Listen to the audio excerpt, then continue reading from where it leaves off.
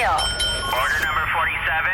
Number 47, your order's ready. Back with another episode Back. of Fourth Meal. Hello there. HeadlinerMusicClub.com, brought to you by Zen. What's up, guys? Welcome back to another Welcome episode. back. Eric Dlux. DJ5. Zero guests today. No guess. The guest is James and Scratchy in here. We'll chime the in a live little bit. audience over here. But yo, shouts to everybody watching on the YouTube. I'm pointing at the camera right now. If you are listening on audio and didn't know we're on YouTube, guess what? We're on YouTube. Yep. So search Fourth Meal Podcast. Fourth is spelled out, or Headliner Music Club, the channel. Subscribe on there. You can watch the videos. I know some people like to watch. Some people like to listen in the gym or in the car. So we're also on Spotify and on the podcast app on Screenshot, Apple and share Google it. Play, all that good stuff. Yeah, keep sharing it with your friends. Yes, spread the sir. word. I'll repost it. We'll repost it, you know. And keep DMing us topics and questions, because that's what we're doing today. Yeah. No guest. We're just going to read a couple questions that we got from listeners in our DM at Headliner Music Club on the Instagram, at Headliner Music Club on the Instagram. Keep them coming. Yes. And let's see how this goes. So the first one is from at I am Seiko's from Jerusalem. Wow. Jerusalem. There he is. Nice. He said, as an open format DJ, how do you build crates? By genre, by BPM, or by energy? There's really no right answer. Yeah. There's no wrong answer, really. It's up to you. Your I've preference, seen you know? it's all preference. It's the way, whatever is going to make you feel more organized. Like, if you see someone doing a certain way, doesn't mean it's going to work for you, because it might confuse you. Like for me, my shit is a mess. Yeah, if I go on your shit, I'm confused. I can't DJ off your laptop. Yeah. And Mine's vice like fast versa. shit, hood shit, medium shit. Like, you're like, what the fuck is this shit? Yeah, it just says shit. Literally says shit. Yeah. Fast shit. Hood shit. Mine just says like, Main room. Right? no, not even. It says like new clubs, something. And My it's favorite like, one is Disney Super Clean. I'm like, oh, mine shit. says new club music or something like that. And it's from like 2008? Yeah, it has like Usher in there. It makes zero sense. But really, But it works for you. to me, I know that's my main crate. Yeah. And that became, like, it started off as like, oh, I'm going to throw all the new stuff in there. Same. And then I just started throwing in there stuff that works in the club. So I know I can go in that crate and anything I play in there, Next thing you know, you got Will 2,000 songs in there. it'll be, definitely. Sometimes I do, like, on the plane, I'll go through it and, like, delete stuff. Do Or you- I haven't played this in a while, or, you know. I know you don't. Do you make your crates in Serato? I just started doing that, like, recently. I haven't. I want to. Because, you know, the rumors of, iTunes is going away and all this stuff that It's people are pretty saying. dope, man. Like, you can, like, add tracks, like, on the fly. And, So like, that's delete what I need to tracks. do. Yeah. Because, all right, so the way Five's saying is, like, the OG, the first way everyone used to make it in iTunes. On iTunes. Now people make it in Serato, and when you're in Serato, you can drag to the crate while you're DJing. If your crates are all made in iTunes, you can't do that. So I have, like, a hip-hop crate, right? I have Hood. I have 100 BPM hip-hop crate. I have 110. And then I have EDM, bootlegs, and all that. It's all, like, kind of categorized like that. And now I have, like, subgenres to, like, certain cities I go to now. Oh, wow. Because now it's just like, yo, it's Chicago. I have, like, Chicago hip-hop, Chicago house. New York, I have, like, a little New York set under my hip-hop set, like a sub crate. I have, So- like, stuff like that. Like, I do Yeah. have a New York one where I know there's only Yeah. certain records that I could, like a Jay-Z album cut, that only can work in New York. I do have a Vegas set and a high energy, like, big room stuff. My shit is, I have tons of crates. Yeah. And it really, I just know how they're organized. There's no wrong answer. Like, it's kind of like a closet. But like, when I had, like, the one main crate, though, I would just always, like, I would just play off that crate, and, like, I feel like I wasn't as creative and as prepared because I would just, like, search for songs. Now I'm all, like, I got different crates. I'm like, all right, I have this mix I was working on. I have, like, a creative mix crate, too. Yeah. Like, so it's a little better, man, to be more organized, too.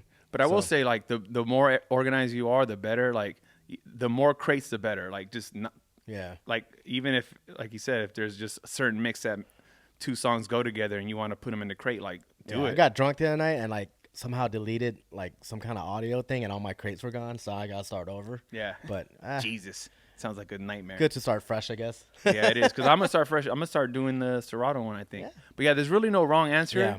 or no right answer. It's just kind of Well, you're like comfortable. Whatever with it, makes you feel organized. Whatever is gonna Yeah. make you say, "Hey, I know where I need to go to this lane or this Yeah. type of music or this speed. I know where to go." Like you just have to really know your crates, like your closet. Like, all right, I know where these shoes are. I haven't worn them in a while. Like I'm gonna go grab them. Like you just have to know. I know where this T-shirt is. Sometimes I'll save my like. I mean, a lot of DJs do it. I heard that last night's crate, like whatever, like the set from the history from the night before because they had a good set. So you save. I think fashion does it a lot. That's a good one to do too. That's good for like corporate parties. Yeah. I've done like a corporate party where I'm like, oh shit, a lot of stuff I don't usually play anymore.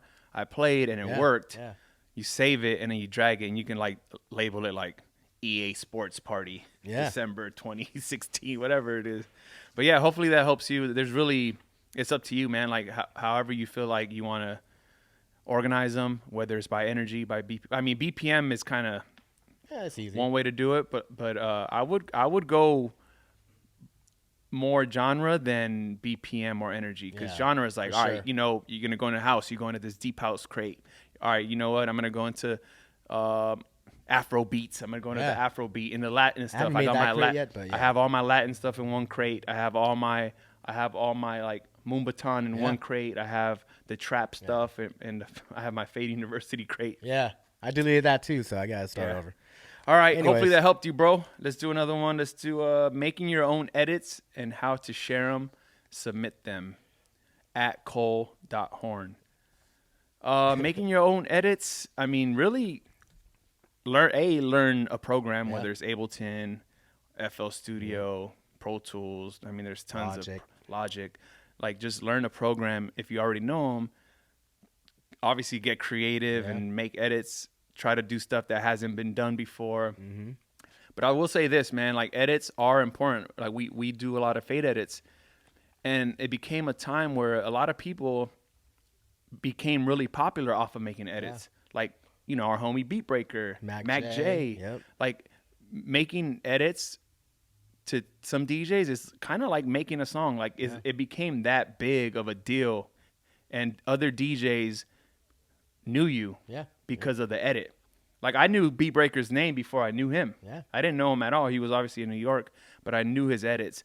There's Danny Diggs, another one. I always played his edits. There's tons of dudes that like I would play their edits. And now with us having a duo as FAED, I remember early on Diplo would play him and he didn't know who he knew us individually.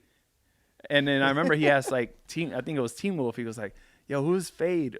I don't even know if you know how to say FAED right. And he goes, that's 5 and Eric Dlux. He goes, what the fuck? That's those fools? He didn't know. But that's dope, They're really important to make. It gets your name out there. It's just another, like I said, another outlet to get your name out there, which means a lot. Diplo loves edits, man. Diplo loves edits. Definitely get some DM links into his And then to get them out there, it's pretty much like record pools and, all these sites are pretty accessible, so there's always like a email or something attached. Yeah, you could email them to us. You could use music@headlinermusicclub.com, music@headlinermusicclub.com. Our editors and our music directors are always looking at the edits and posting stuff.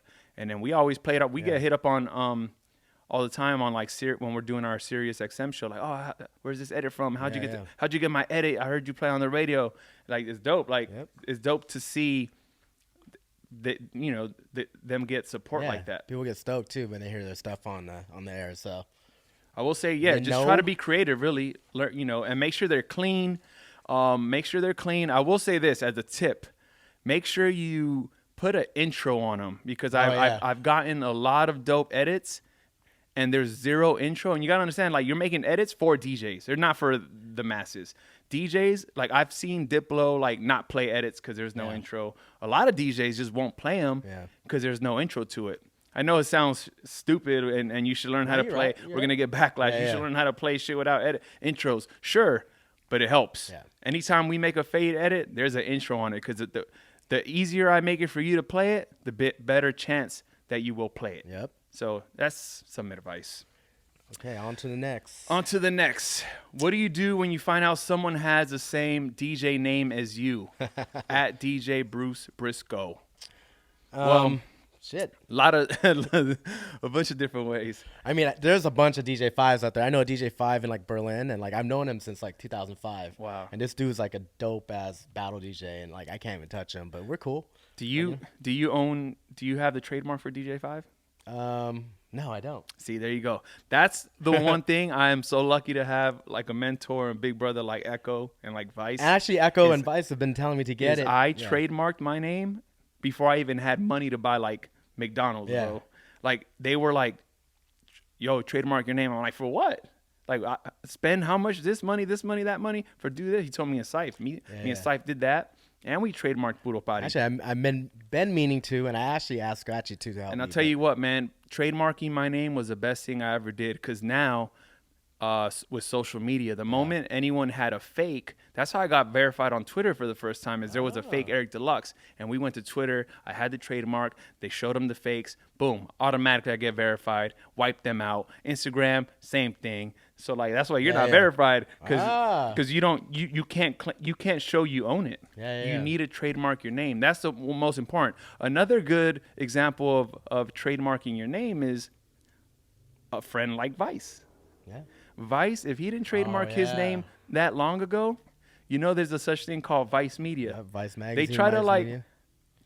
tell him to stop using Yeah. it. He said nope, and they couldn't. And He's guess had what? it He longer, won. I don't know if they went to court or it went as far as going to court, but like they couldn't tell Yeah, him. kind of left him alone. Yeah. They left him alone, man. So and you know what's crazy is I think nowadays it's even easier. This was like back then we had to like had a lawyer, hire a right? lawyer, do the whole stuff. I think now you can go on websites, probably go on apps and do it. Huh. But I recommend you do it because we have I'm gonna another do it friend. right after this. We have another friend that owns a trademark. Yeah. And he actually stopped another DJ from using it. Yeah. And he won. And like there was nothing they could do. Yeah. So a couple things. If try to come up with a unique name, because I felt like I didn't need to trademark Eric Dlux because it was not so common. Like DJ5 is very common. Now it's common. Like it was a random number for a DJ name. I never thought that people would, would. I guarantee you use there's DJ5. thousands of them somewhere. There's at least 4 or 5 right now. Yeah.